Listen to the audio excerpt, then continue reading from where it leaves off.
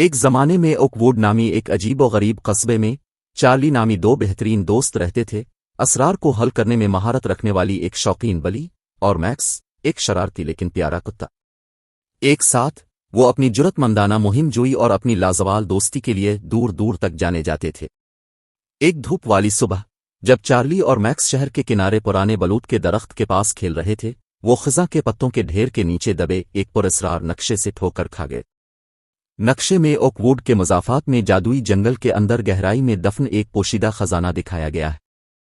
خزانے کی تلاش کے امکان سے پرجوش چارلی اور میکس نے اپنے عظیم مہم جوئی کے آغاز میں کوئی وقت ضائع نہیں کیا۔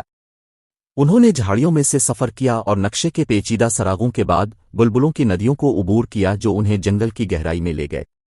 راستے میں ان کا سامنا شرارتی گلہریوں کے ایک گروہ سے ہوا جس نے پہیلیوں سے ان کا دھیان بٹانے کی کوشش کی، ایک دوستانہ الوک جو رات کے اندھیرے میں ان کی رہنمائی کرتا تھا، اور ایک چنچل لومڑی جو قدیم اوکووڈ کے افسانوں کی کہانیاں سناتا تھا۔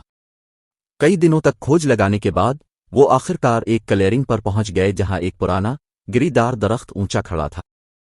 کانپتے پنجوں اور دھڑکتے دل کے ساتھ چارلی نے جڑوں کے نیچے کھود لیا جبکہ میکس نے حوصلہ افزائی کی، اور وہاں ڈھلتی سورج کی روشنی میں چمکتے ہوئے انہوں نے سنہری سکوں اور چمکتے ہوئے زیورات سے بھرے ہوئے ایک صندوق کو بے نقاب کیا۔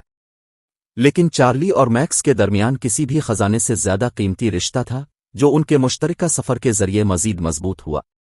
جیسے ہی وہ اوکووڈ واپس آئے، شہر کے لوگ اپنی بہادری اور دوستی کا جشن منانے کے لیے جمع ہوئے، یہ جانتے ہوئے کہ چارلی اور میکس میں انہیں حقیقی ہیرو